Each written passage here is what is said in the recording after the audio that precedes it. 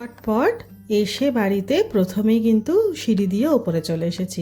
ওপরে এসে ঠাকুরের ফুল ফল মিষ্টি যা যা এনেছিলাম ঠাকুর ঘরে রেখে দৌড়ে দৌড়ে সিঁড়ি দিয়ে নিচে নামি। নেমেই আগে স্নানটা সেরে নিয়ে শুদ্ধ বস্ত্র পরে ওপরে চলে যাই।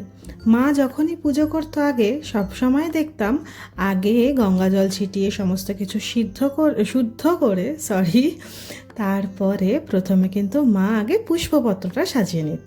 তাতে বলতো পুজোর প্রথম কাজটাই কিন্তু পুষ্পপত্র সাজিয়ে নেওয়া, তাহলে তুমি বাকি কাজটা সুন্দর করে কমপ্লিট করতে পারবে।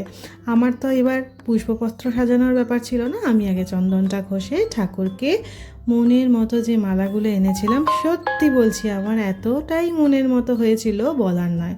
আর আমরা যে কাকুর থেকে মালাটা আনি সেই কাকুর দোকানে গিয়ে দেখছি এই মালাটা একটা বড় মালা তৈরি হয়েছিল। তখন আমি বললাম আমার বাড়ির ঠাকুর এত বড় নয়, আমাকে ছোট করে দিন। তো উনি ছোট করে দিয়ে দুটো মালায় ভাগ করলেন। ভালো হলো, আমাদের বাড়িতে আগে যে পুরনো ছোট মূর্তিটা ছিল বাবা লোকনাথের, তাকে আমি একটা ছোট মালা আর বাকি মালাটা পুরো গোটা মালাটাকে দুভাগে ভাগ করে আমি কিন্তু পরিয়ে দিলাম। এইভাবেই আমি করে নিয়ে এসেছিলাম দোকান থেকে। আর ওই দোকানের কাকু আমাদেরকে ভীষণ ভালোবাসেন, আর বাবার সাথে তো খুব ভালো সম্পর্ক, তাই জন্য তার সূত্রে আমরাও কিন্তু অনেকটা তাড়াতাড়ি ওনার দোকান থেকে জিনিসপত্র নিয়ে চলে আসতে পারি।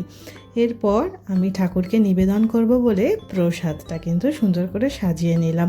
5 রকমের মিষ্টি আর মিছরি হচ্ছে বাবা লোকনাথের সবচেয়ে প্রিয়। প্রসাদটা রাখবার আগে নিচে একটু ফুল দিয়ে নিলাম, এটা নিয়ম আমি দেখেছি। অনেকে বেলপাতাও দিয়ে দেয় কিংবা একটা উঁচু কিছুর মধ্যে দেয়।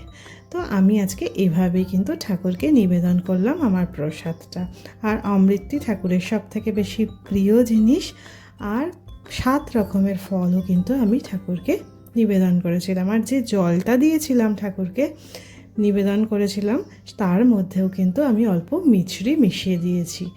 এই যে ফলের লিচু, আম, কলা ছাড়া তো পুজো অসম্পূর্ণ, আর বাকি যা যা ফল দেখলেন সবটা দিয়ে কিন্তু আমি ঠাকুরকে সুন্দর করে সাজিয়েছিলাম।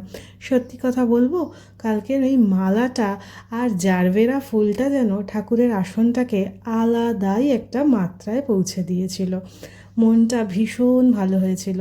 তারপর মা আর আমি একটু নাম কীর্তন করে